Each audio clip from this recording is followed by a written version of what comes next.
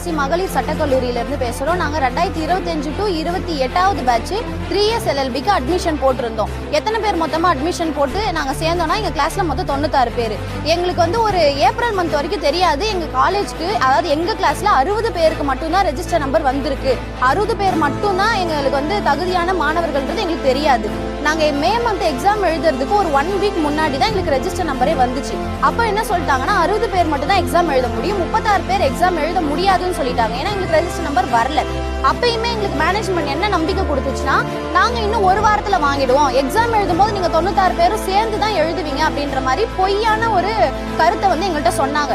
நாங்களும் அவங்கள நம்பி கடந்த 4 மாசமா, அதாவது ஏப்ரல்ல இருந்து இப்போ ஆகஸ்ட் வரைக்குமே நாங்கள் வெயிட் பண்ணி ரிட்டு போட்டு அவங்க அப்பீல் போய் ரொம்ப டயர்டாகி நாங்கள் கேட்டுட்டோம். இப்போ நாங்கள் நேத்துல இருந்து உள்ளிருப்பு போராட்டத்தில் இருக்கோம். எதுக்காக இருக்கோம்னா, எங்க எல்லாருக்கும் நம்பர் வேணும். ஏன்னா நாங்கள் தகுதியான மாணவர்கள், ஏன்னா எங்களுக்கு போனஃபைடு இருக்கு. நாங்கள் எல்லாமே அட்டன் பண்ணியிருக்கோம், வைவா அட்டன் பண்ணியிருக்கோம், டெஸ்ட் எழுதிருக்கோம், இன்டர்னல் அட்டன் பண்ணியிருக்கோம், எல்லாமே அட்டன் பண்ணியிருக்கோம். எங்களுக்கு அட்டண்டன்ஸ் எங்க எல்லாருக்கும் இருக்கு, ஃபீஸ் நாங்க எல்லாரும் பே பண்ணிருப்போம். எந்த விதத்துலயுமே நாங்க வந்து ஒரு ஒதுக்கப்பட்ட மாணவர்கள் வந்து கிடையாது. அப்படி இருக்கும்போது எங்களுக்கு ஒரு பதில் சொல்லுங்க நாங்க கேட்டோம். எங்களுக்கு எந்த விதத்துலயும் எந்த ஒரு பதிலுமே கிடையாது. மேனேஜ்மெண்ட் சைட்ல இருந்து பதில் கிடையாது. நாங்க யூனிவர்சிட்டி கிட்ட கேட்டு சொல்லுங்கன்னும் போது கூட எங்களுக்கு எந்த பதிலும் கிடையாது.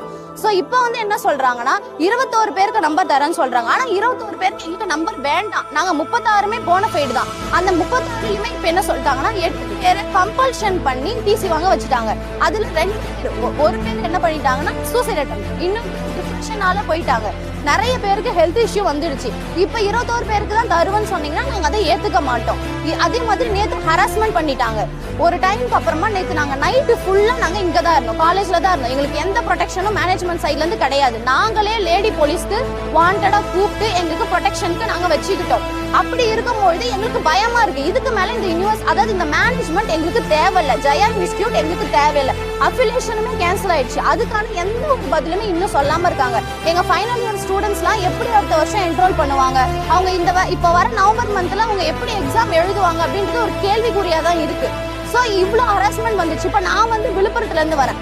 அந்த என்னோட கருத்து நான் வந்து மேனேஜ்மெண்ட் சார் கிட்ட சொல்லும் பொழுது, விழுப்புரத்துல சென்னையில காலேஜ் இங்க இருந்துச்சா, கூப்பிட்டோம். இன்னைக்கு இல்ல, போறீங்க வெயிட் பண்ணுங்கன்னா இன்னும் 2 மாசத்துல நவம்பர் மந்த்ல அடுத்த செமஸ்டர் வந்துடும். ஆல்ரெடி எங்களால வந்து எழுத முடியல. இப்ப என்ன சொல்றாங்கன்னா காம்பன்சேஷன் வாங்கிட்டு போங்க. இந்த கருப்பு போட்டு நாங்க காம்பன்சேஷன் கேட்கறதுக்காக நாங்க போடல. காம்பன்சேஷன் வேணும் அப்படின்னு நினைச்சோம்னா நாங்க மே மந்தே வாங்கிட்டு இருப்போம். எங்களுக்கு நம்பர் வேணும். இப்போ நாங்க இருக்க 28 பேருமே யூனிவர்சிட்டியில ஒரு ஸ்டூடெண்டா மதிக்கப்பட்டு நாங்க